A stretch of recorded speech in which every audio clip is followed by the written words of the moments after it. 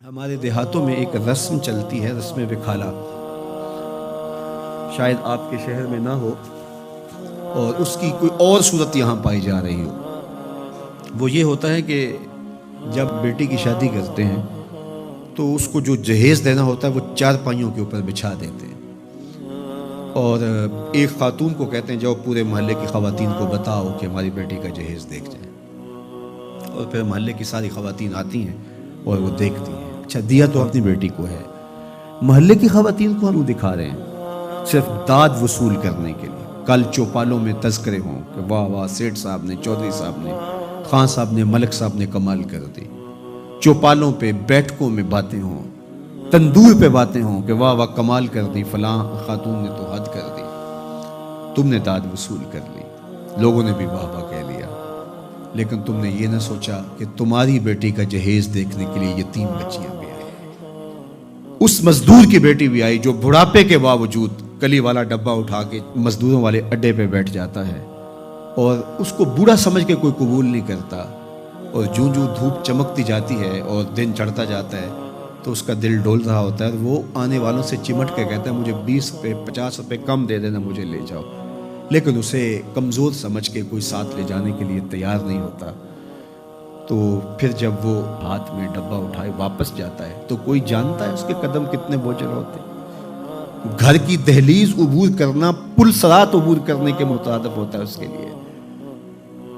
اور اس کی بیٹیاں جو گھر میں دہلیز پہ بوڑھی ہو رہی ہیں اور انہیں صرف اس لیے قبول نہیں کیا جا رہا کہ وہ غریب کی بیٹیاں ہیں، جب اپنے باپ کو خالی آج بھی مزدوری کے بغیر آتا ہوا دیکھتی ہیں تو کوئی ان کے اندر کی گھٹن اور بے چینی کا اندازہ کر سکتا ہے؟ کوئی پیمانہ ہے آپ کے پاس جو اس کے درد کو ناپ سکے؟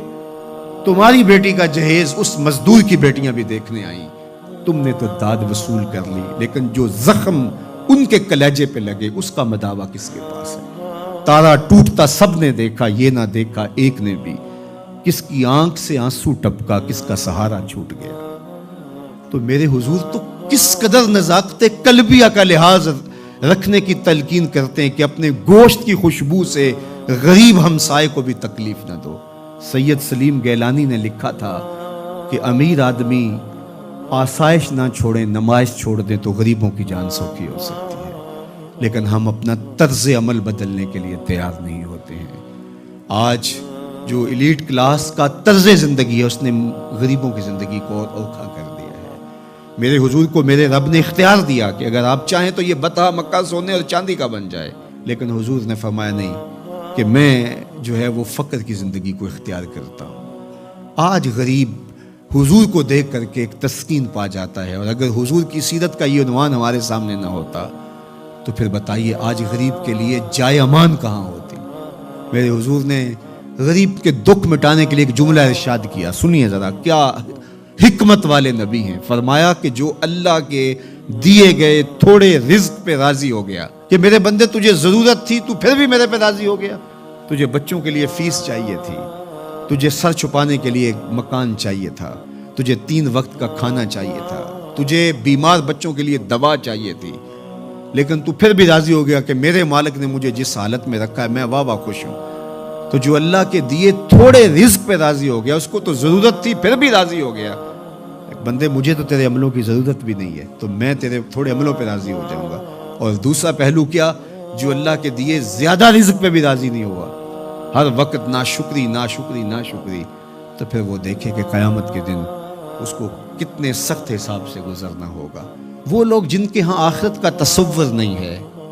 وہ اس دنیا کو ہی سب کچھ سمجھتے ہیں، وہ تو آنکھیں بند ہوگی تو پتہ چلے گا کہ آخرت تھی یا نہیں، لیکن جن کا آخرت کا تصور موجود ہے ان کو یہ زیبا نہیں ہے کہ اپنی آخرت بارے میں کچھ نہ سوچیں۔ تو اللہ مجھے آپ کو حضور کی سیرت کے سانچے میں زندگیاں ڈھال دینے کی توفیق عطا کرے۔